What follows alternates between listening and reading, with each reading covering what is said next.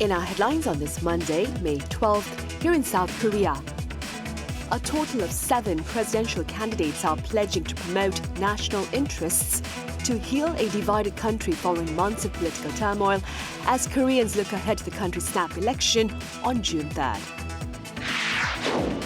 Meanwhile, the Korea Development Institute maintains its grim economic outlook for the 5th month in a row in May, reiterating concerns over the sluggish construction industry and slowing exports to major markets.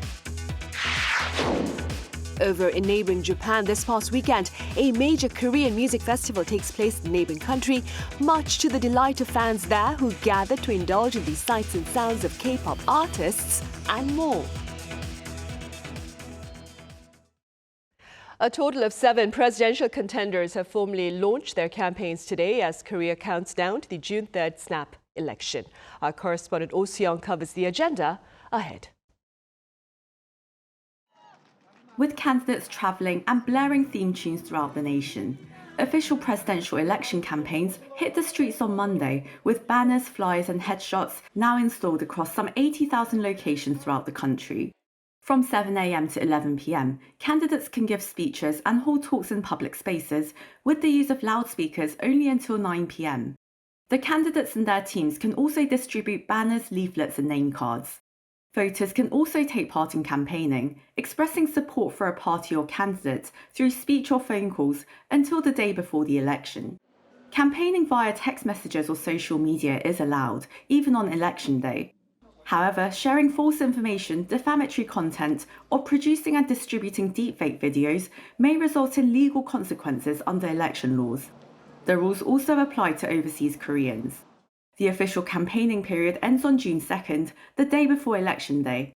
In the meantime, registered Koreans overseas can cast their ballots from Tuesday to Sunday next week at designated locations from 8 a.m. to 5 p.m. They must have proof of identification issued by a Korean or foreign government and a document proving their nationality. If they are in Korea during the voting period, they can visit the local election commission of their most recent registered Korean address. Early voting for all Korean citizens will take place on May 29th and 30th from 6 a.m. till 6 p.m. On election day, ballots will be open until 8 p.m. Given that it's an early election triggered by a presidential vacancy, the new government will take office the next day without a transition committee. Acting President Lee Jae-myung on Monday chaired a high-level meeting urging a fair and transparent campaign period. He warned of zero tolerance for illegal acts, from spreading misinformation to political bias among public servants. Special investigation units have been activated and a nationwide oversight system is in place to protect the rights of voters at home and abroad. Calling the election a historic opportunity for national unity, the acting president appealed to Koreans to come together not only to vote, but to move beyond division and face challenges as one nation. Oh Seong, Arirang News. We now turn our attention to the 2 main political camps. Democratic Party candidate Lee Jae-myung launched his campaign at a major landmark in downtown Seoul before heading beyond the capital city. I have our political correspondent Shin Ha-young standing by live with the latest from the Liberal camp. Ha-young, welcome. So I hear you are currently in the city of Daejeon. Yes, Sunny, I'm here on Eunheung Street in the central city of Daejeon, where Democratic Party presidential candidate Lee Jae-myung is expected to arrive soon and continue his campaign in about an hour. And Lee, who kicked off his campaign in Gwanghwamun today morning, has been heading south to visit what the party calls the K-Initiative Belt, which includes Pangyo and Dongtan in Gyeonggi-do province, as well as Daejeon. And in this central city, a hub for scientific research, Lee will focus on science and technology. And this afternoon, he visited Pangyo, which is known for its IT companies, to focus on innovation. And he spoke with workers in IT research and development and said he plans to expand support for startups. And on a visit to Dongtan, home to major chip maker plants, he asked for support as he pledged to boost the semiconductor industry. Right, the semiconductor industry, which of course is a major driver of the export market here in South Korea. Ha-young, before you leave us, do tell us a bit about the campaign launch in Gwanghwamun earlier this morning.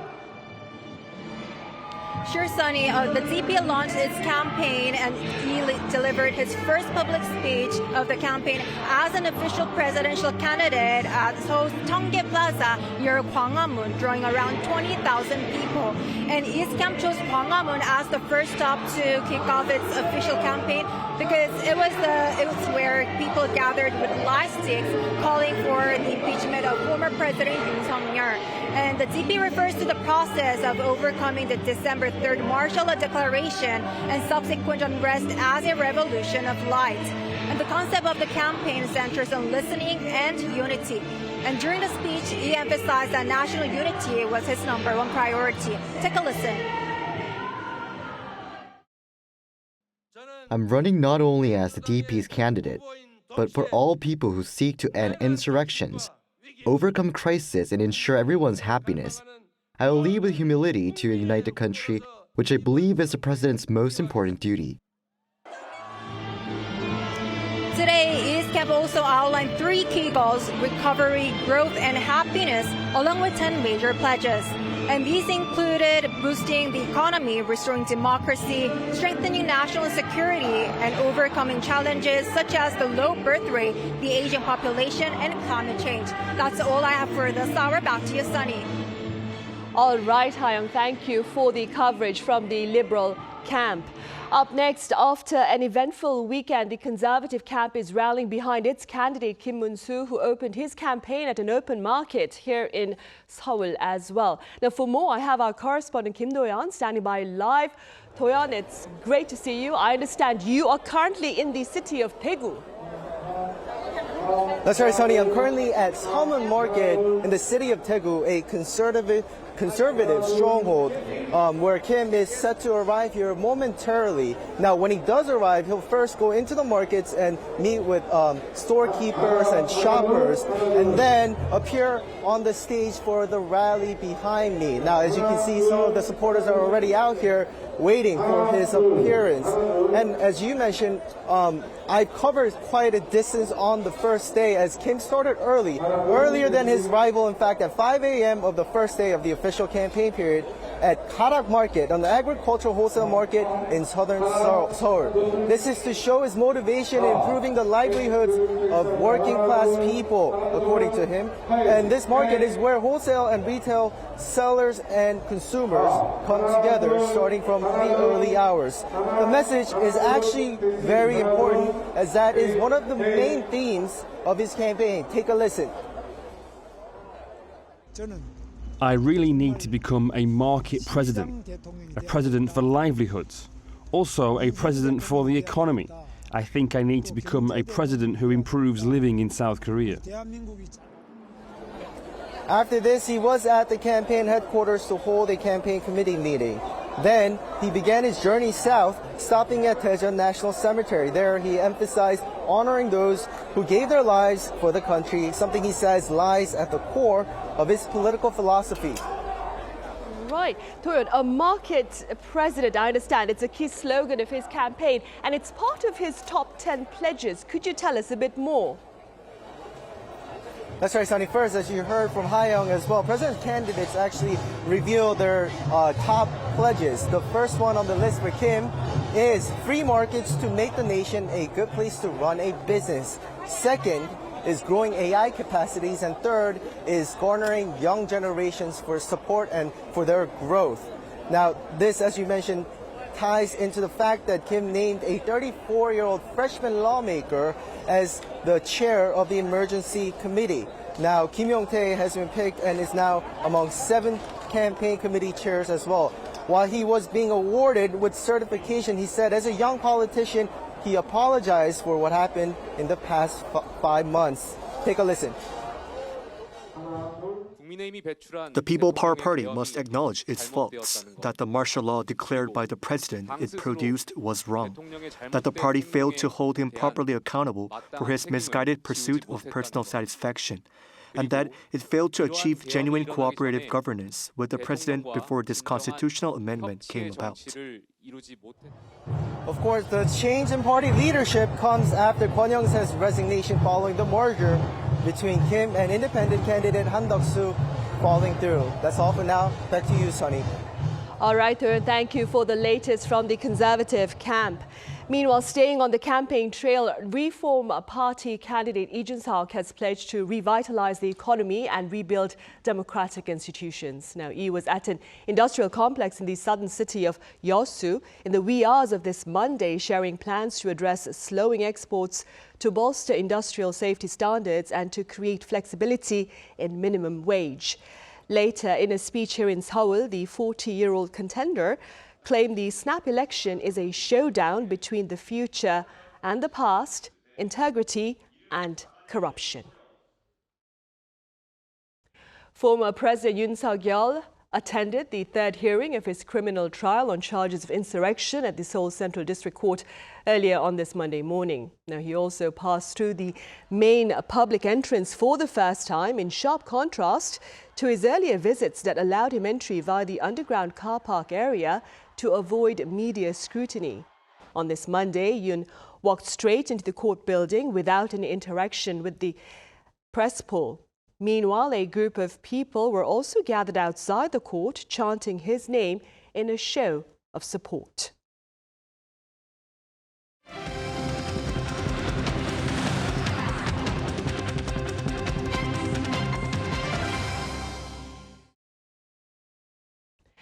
A state-run think tank continues to sound the alarm over Korea's economy, reiterating concerns about the doldrums in the construction and export sectors. Our Park Jun-han has details. South Korea is facing a possible economic slowdown, with continued weakening of construction demand at home and falling exports cited as key reasons. This assessment was made by the Korea Development Institute on Monday in its May monthly economic trends report. This is the fifth straight month the institution has mentioned downside risks to the country's economy. Local construction investment has remained extremely weak, constraining the recovery in domestic demand. The country's year-on-year construction investment fell by 5.7% in the third quarter of 2024, followed by a 6.6% decline in the fourth quarter, and a sharper drop of 12.2% in the first quarter of 2025. The KDI also noted that the country's exports are slowing as global trade conditions continue to worsen.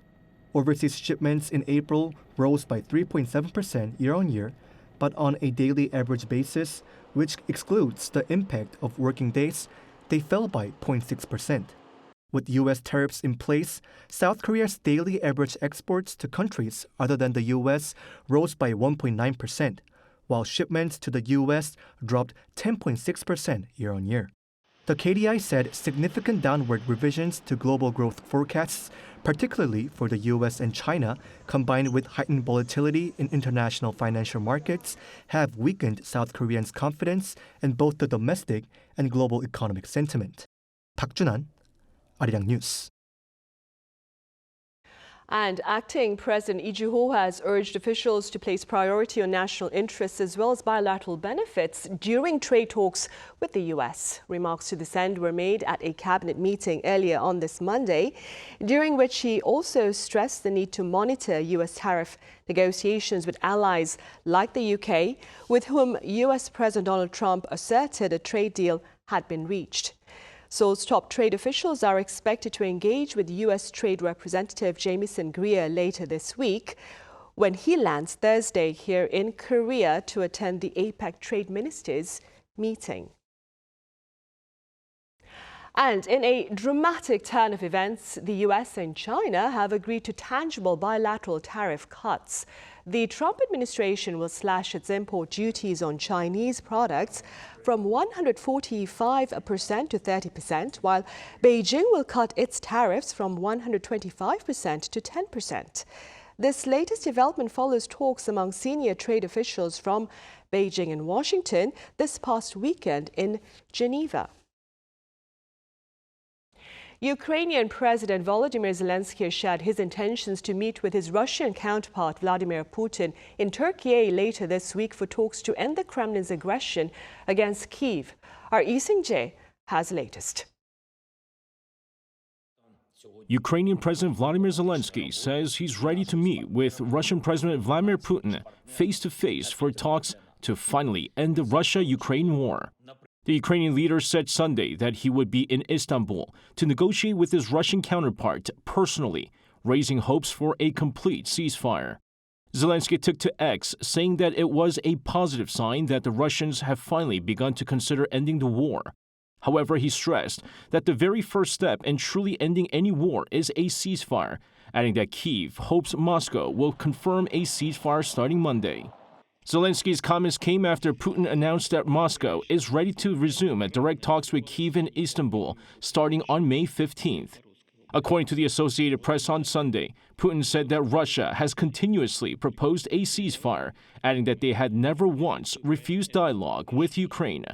The Russian leader also stressed that Ukraine bears a responsibility for the suspension of negotiations in 2022 and called on Kyiv to resume the previously suspended negotiations unconditionally. However, Putin did not specify whether the talks in Istanbul would involve the two leaders directly. A number of world leaders, including German Chancellor Friedrich Merz, French President Emmanuel Macron, British Prime Minister Keir Starmer, and Polish Prime Minister Donald Tusk met with Zelenskyy in Kyiv on Saturday.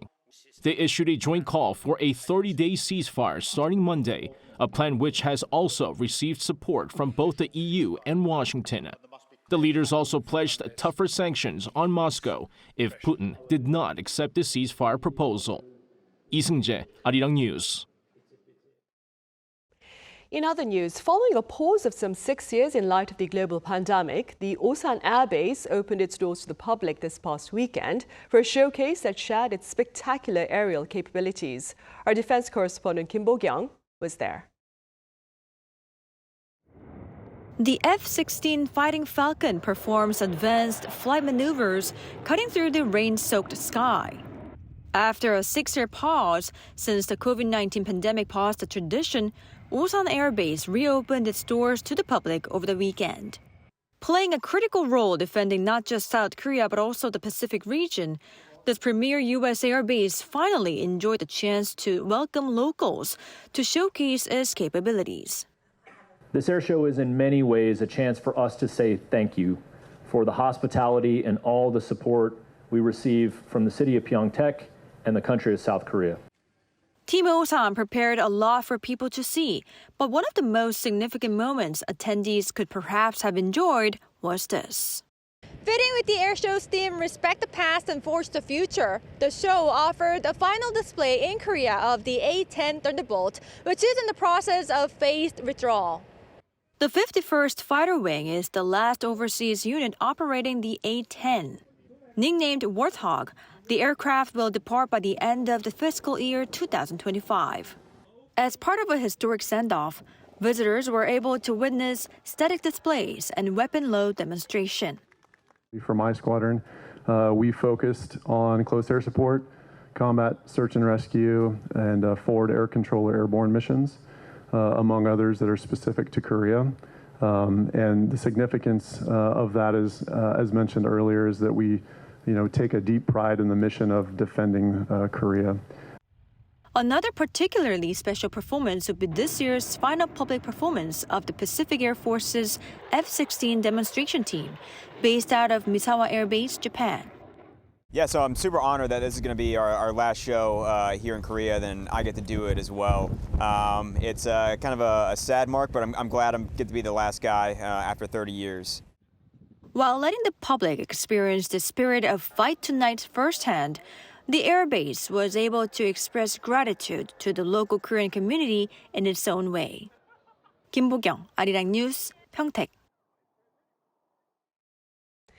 Also, this past weekend over in Japan, a major K-culture festival opened doors to fans in the neighboring country, and our culture correspondent Song Yoo-jin was there to bring us this report.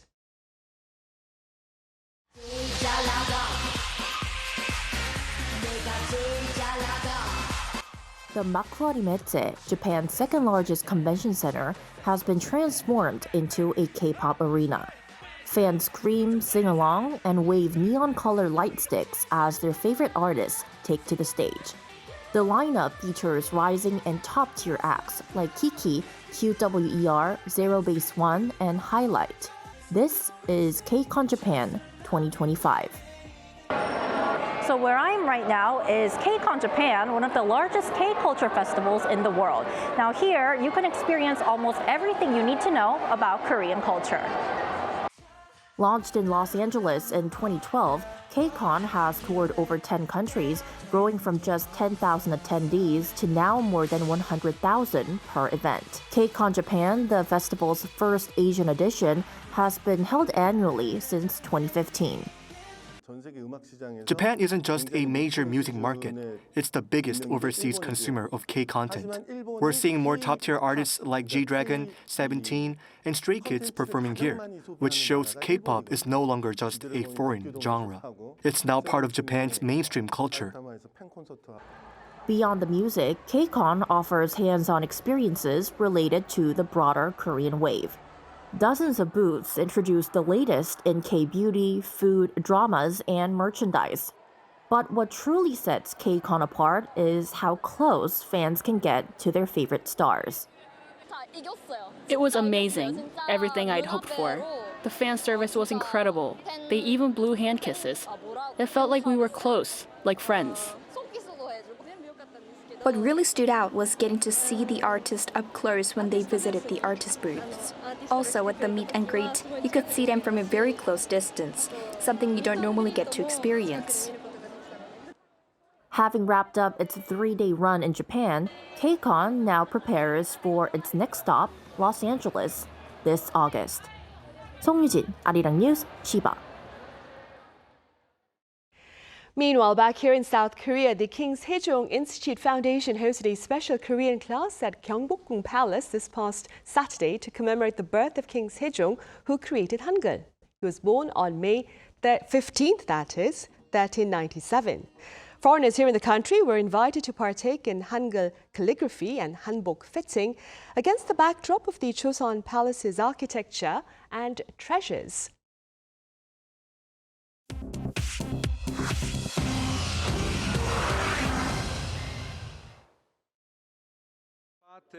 This is The World Now, bringing you the latest stories from around the globe. Starting in Rome, Pope Leo XIV delivered his inaugural Sunday address in St. Peter's Square, making a powerful plea for global peace, urging for an end to conflicts in Ukraine and Gaza. As Pope Francis has repeatedly stated, I too appeal to the great ones of the world, repeating the ever-relevant plea, no more war.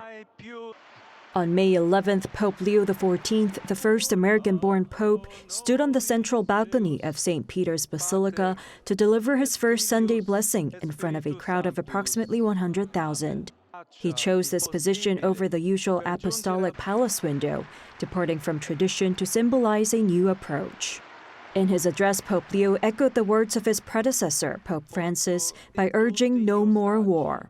He expressed deep concern over the ongoing conflicts in Ukraine and Gaza, describing the global situation as a third world war being fought piecemeal. While calling for lasting peace in Ukraine and an immediate ceasefire in Gaza, the pontiff also acknowledged the recent ceasefire between India and Pakistan. The truce between India and Pakistan remains fragile, with reports of renewed tensions. On Saturday, May 10th, India and Pakistan reached a ceasefire agreement following a series of military exchanges that had raised concerns about a broader conflict. However, within hours of the truce being announced, renewed hostilities were reported along the line of control in Kashmir. Both sides accused each other of violating the ceasefire, with incidents of shelling and drone activity occurring. The ceasefire was facilitated by the United States, with President Donald Trump announcing the agreement and praising both nations for their decision. It followed military clashes that had begun after a deadly attack by militants in Pahalgam in the Indian-administered region of Kashmir on April 22nd.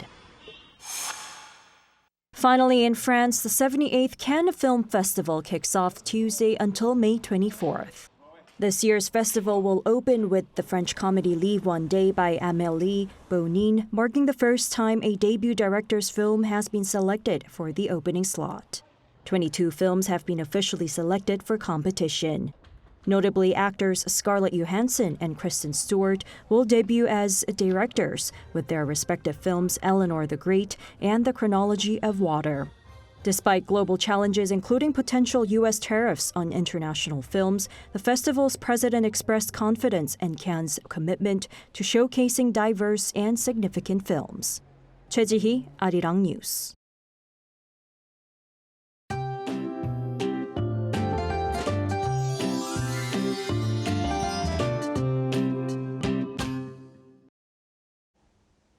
It was a pretty classic late spring day out there today, and we saw a good climb in temperatures this afternoon, making it feel quite warm for most of us. It's going to be warmer in most places tomorrow, and while the temperature gaps are narrowing down in many regions, bigger gaps will stay put in inland areas.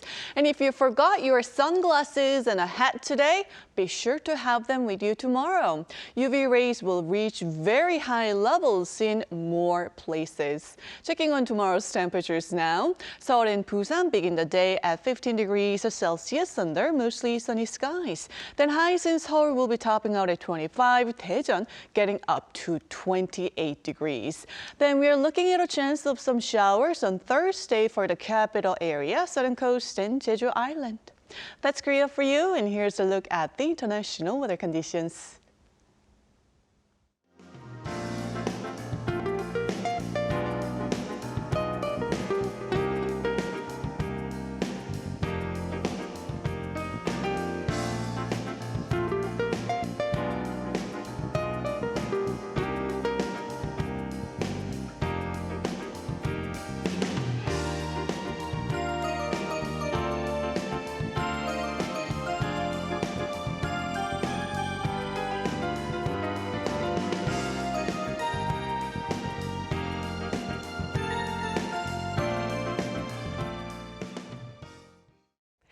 Those are the headlines at this hour here in South Korea. As always, thank you for watching.